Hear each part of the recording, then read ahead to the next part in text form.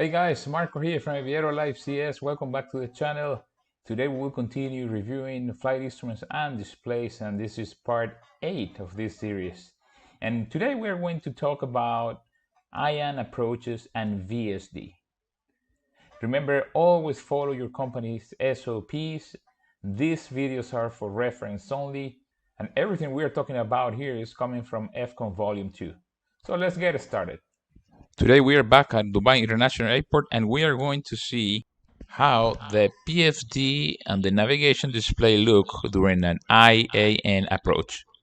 IAN stands for Integrated Approach Navigation, and the profile is very similar to an ILS approach. IAN is an option for the airlines to have, so maybe your airplane has it, maybe not. You have to double check. What is provided on these IAN approaches are FMC glide path, final approach course deviation, approach identifier, distance, and course. The approach reference appears above and to the left of the altitude display, and we will see that once we're flying the approach. When we have the IAN option, the airplane can use the MCP approach switch to execute instrument approaches based on flight path guidance from the FMC. We have selected the approach from the FMC. If the final approach course guidance is coming from the FMC, the ILS frequency should not be tuned. A few things are different when we are flying an ILS approach compared to the IAN approach. So on the ILS approach, we start configuring the airplane for landing when the glide slope comes alive.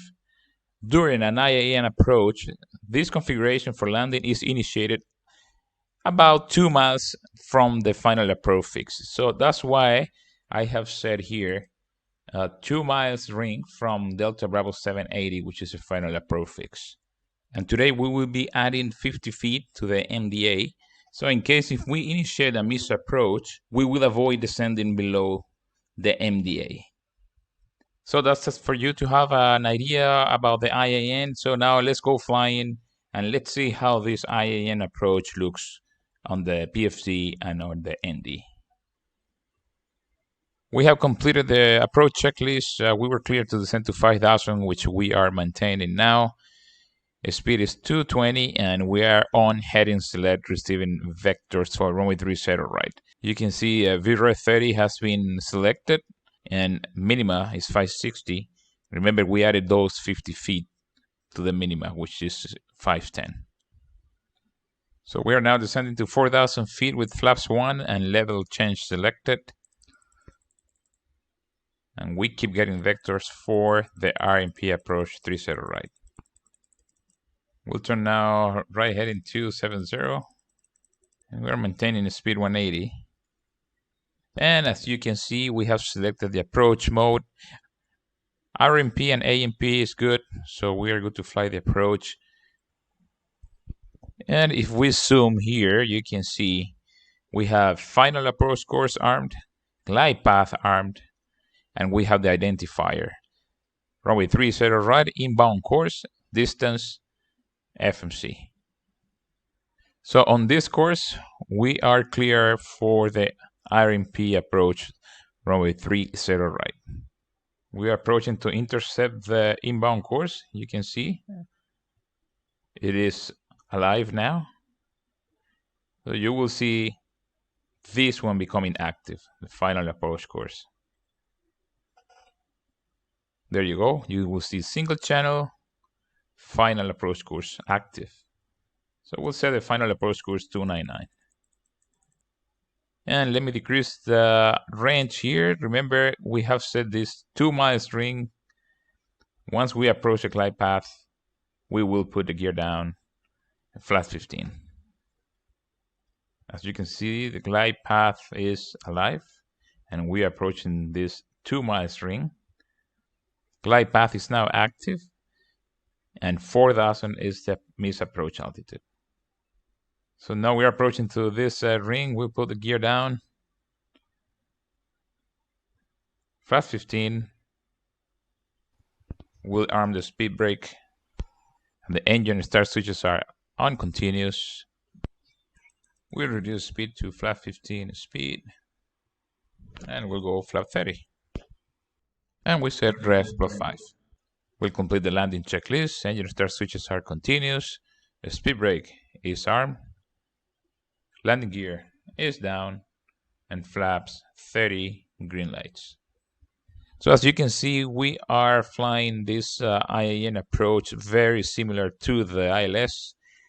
I believe it's a great option to have on the Boeing 737.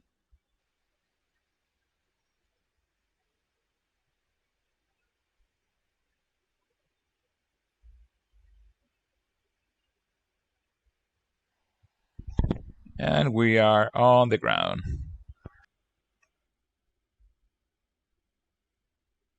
We are now at Fujairah International Airport, and we're going to start reviewing the VSD. VSD is the vertical situation display, and it represents a profile view of the airplane and its environment along the current track. The VSD creates a clear graphical picture of the airplane's horizontal and vertical position. And it is a supplementary display. It's not intended for primary reference for any approach. So usually when we are below 10,000 feet, it is required that the VSD, if it is available, should be displayed by at least one pilot. When the VSD is selected, this is what we are going to see. We'll see this dotted line, which is the en route swath, indicates area mapped by the VSD. Then we have the altitude reference scale, displays altitude in reference to the vertical position of the airplane symbol, terrain, and other objects in the VSD background display. And then we have the airplane symbol here. It indicates the current airplane altitude, bottom of the triangle, and lateral position, point of the triangle, relative to terrain. And then we can see the horizontal reference scale displays range in nautical miles. Actual range shown on VSD is 1/2 the range selected on the EFIS control panel. So that means if we see 10 miles right now here, it's because we have 20 miles selected on the EFIS control panel. So we can see here the MCP selected altitude readout displays the altitude set in the MCP altitude window. Then we have the selected altitude box, which is right here, indicates the altitude set in the MCP altitude window. When the selected altitude is off scale, the bug is parked at the top or bottom with only 1/2 the bug visible. The dashed line does not park. And then we can see the baro minimums pointer indicates the barometric minimum selected on the EFIS control panel. In this case, we have 953, which is the acceleration altitude. That's what we are showing here. The pointer and dashed line turn amber when airplane descends below selected minimum altitude. Reset with RST switch on the EFIS control panel. After the pointer is set with the baro position, moving the minimum reference selector to radio displays only the pointer. And here we have the waypoint ID and anchor line displayed with any altitude constraint directly beneath. Dashed vertical line depicts lateral position. And then later on, once we are flying, I'll show you some other things we have here on the VSD. The VSD is a great tool for situational awareness, as you can see. If for any reason you make a mistake with the altimeter setting, let's say instead of 1018 we set a lower setting, you can see the airplane symbol and the runway moving down, which is the run indication for the airplane and the runway. So right there you will have an idea that something is wrong and that you probably have the wrong altimeter setting set. So let's go back to 1018. We can also see the terrain profile line here, and it represents the highest terrain within the en route swath. Green terrain is more than 500 feet, 250 feet gear down below the airplane. Amber terrain ranges from 500 feet below 250 gear down to 2,000 feet above the airplane. And red, terrain is 2,000 feet above the airplane. And we have the vertical support lines, vertical terrain vectors placed at constant intervals along the terrain profile line. So now let's go flying and we'll see more about the VSD. So on this departure, we are flying the Romeo Alpha Victor 1 Romeo. We can see the restrictions we have, and you can see those restrictions as well on the VSD. So you can see the first restriction here, 800 feet or above, you can see it here. And then Fox Juliet 802, it says speed 210, 1500 feet or above, and you can see that here. So now here we can see the range to target speed dot, which is the RTSD, indicates where the airplane will achieve the FMC or NCP target speed. Dot is blank within 5 seconds of target speed, so that's why it's blank now. Dot reappears if the speed increases 10 knots or more faster than the target speed.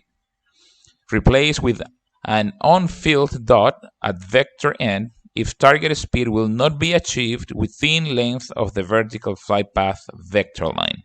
As we can see here, the vertical flight path vector indicates current flight path angle as a function of vertical speed and ground speed. The length of the vector is fixed at 1/2 of the VSD range. So you can see we have 10 miles, you can see it's half of it. So we are just checking position Puval, speed 230, it's 11,000 feet or below.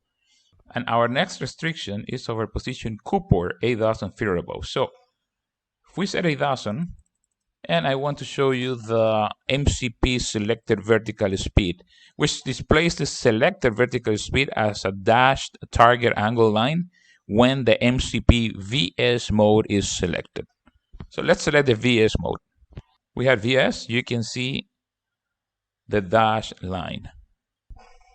So here you can see that if we keep this vertical speed, we're going to meet that restriction 8,000 feet or above.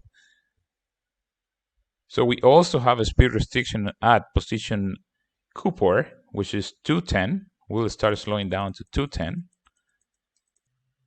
So once we select level change, you will see the dotted line disappear, and you can see where we're going to reach those 210 knots. We'll keep descending, and as you can see, Delta Bravo 530 is at 7,000 feet or below, and we are clear to descend to 6,000. 6,000 is set, and we met that restriction now. As you can see here, we will be Delta Bravo 530, 7,000 feet or below. We are going to fly the ILS for runway 30 left in Dubai. The frequency is set and identified. We have set the minimum, and we have the VREF 30 selected. We are now clear to descend to 4,000 feet. We are selecting flaps 1, and speed will be 190. Speed 190 is set. We keep descending to 4,000 feet. We're clear to descend to 3,000. 3,000 is set. And then we'll start getting vectors for the ILS 30 left. We'll fly heading 210. Heading 210 is set. Heading select. And we'll extend the runway center line. And we'll do it from position Modus. Modus on top. 299 inbound is confirmed. We'll execute. Now we're clear for the approach. VR lock is captured. Inbound 299 is set. And we continue the descent to 2000. So now here we can see the FMC approach glide path angle line, which is displayed for approaches that include a designated approach angle, extends 10 miles for situational awareness, anchored to the missed approach waypoint, not the runway. Manual altitude corrections do not change the display navigation database defined glide path. If there was no designated approach angle, we would see a 3-degree reference line which is a dashed line that extends also 10 miles for situational awareness and is anchored to the runway threshold. That's the difference. For reference only, line may intersect terrain. You can see the decision gates. They are displayed on the FMC approach glide path angle line or 3 degrees reference line at 500 feet and 1,000 feet above field elevation. So here we can confirm that we have the right altimeter setting set. Here you can see the runway. So landing checklist, engine start switches are continuous, speed brake is armed, landing gear down, and flaps 30 green lights.